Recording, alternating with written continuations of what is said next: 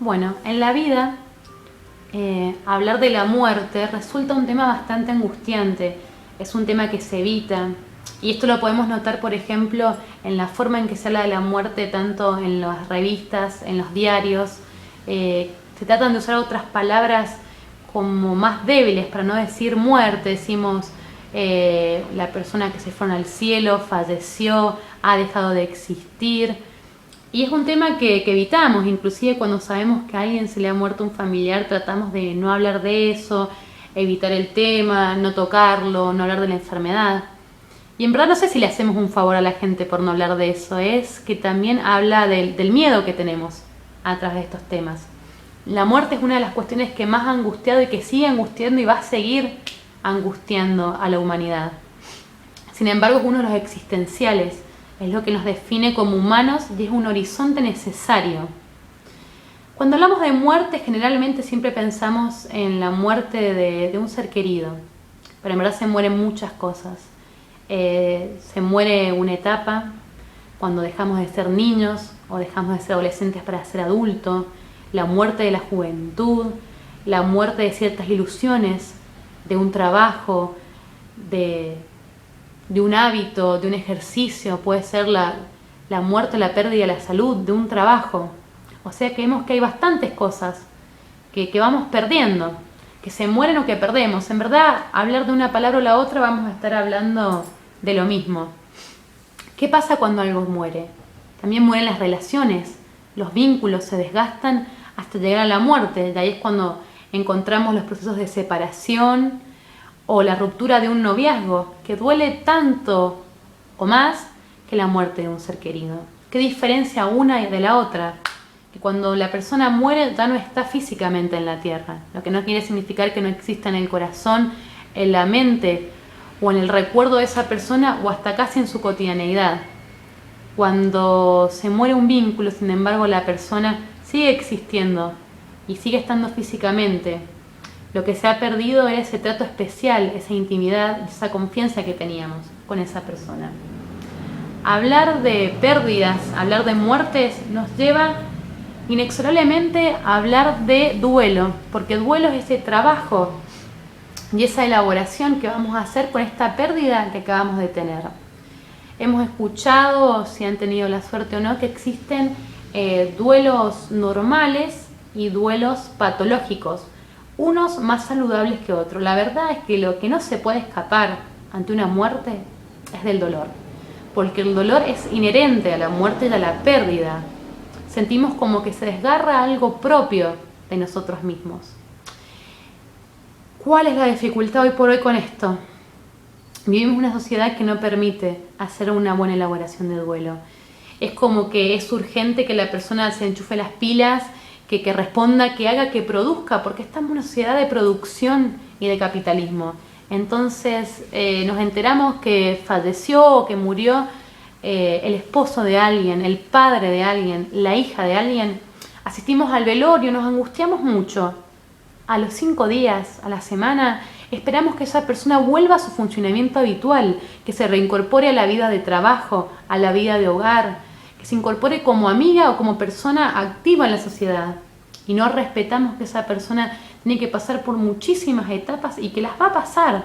Y le exigimos que responda de ciertas maneras que no son las habituales. Aquí, al hablar de esto, tratamos de normalizar y que la persona se pueda encontrar e identificar en este proceso tan triste y doloroso, pero que inevitablemente toda persona va a transitar, más tarde o más temprano. ¿Qué diferencia la reacción de una persona ante la otra, ante la muerte de un ser amado, ante la ruptura o ante la pérdida de algo valioso?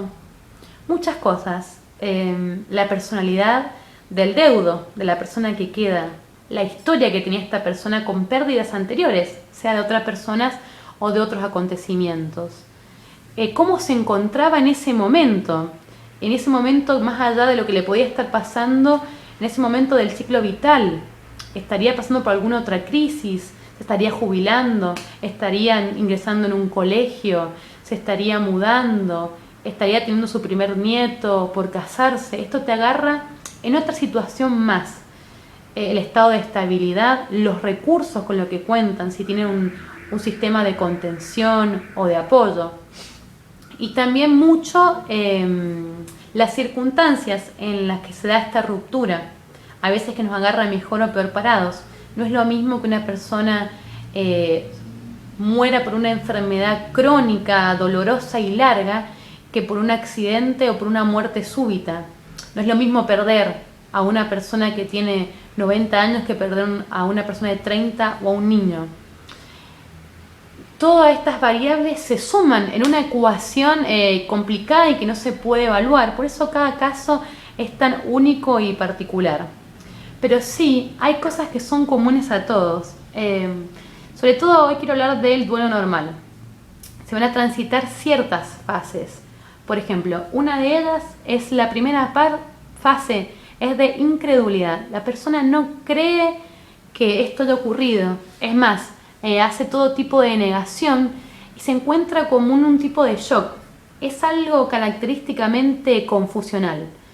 La persona no lo puede creer, dice en cualquier momento va a abrir la puerta y va a llegar. Es un mal sueño, lo voy a encontrar en casa, en el jardín, en el auto. Y es bastante confuso. Esto ocurre generalmente en el primer día de enterarse y demás.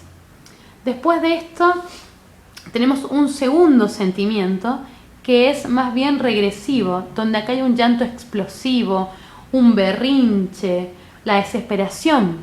Se toma conciencia de la persona que murió o que nos dejó. Acá el dolor es agudo e insoportable.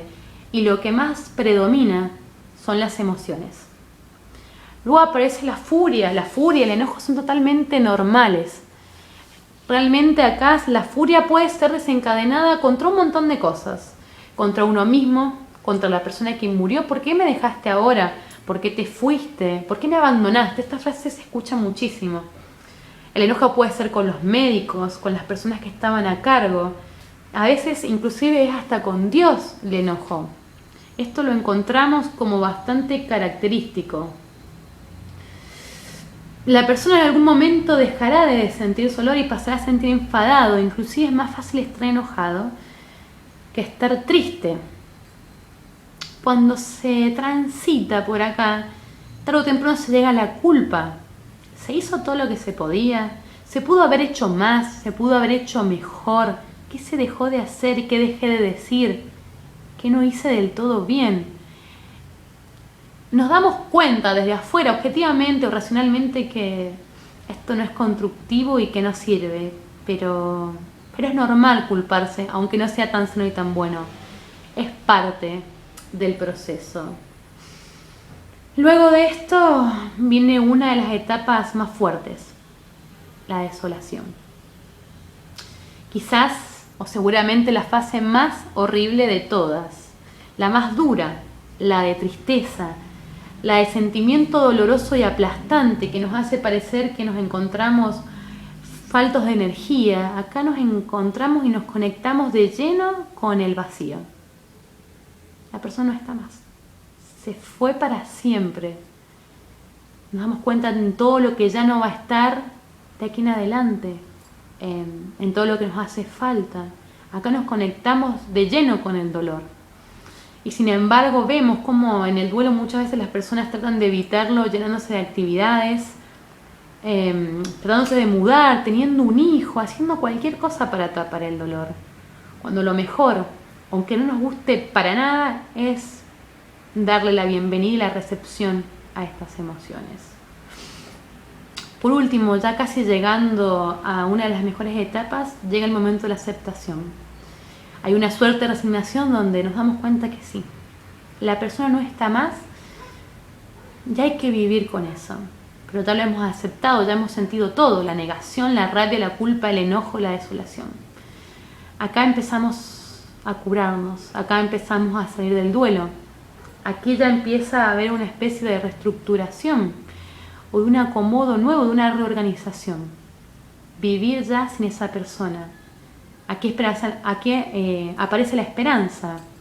Aquí vuelve a aparecer la risa, las ganas de hacer cosas. Y bueno, esta es una etapa normal. Aquí hablamos de entre 6 meses y un año. Cuando se cumple el primer aniversario de esa pérdida, se reactualizan los sentimientos y se prolongan intensamente por una semana.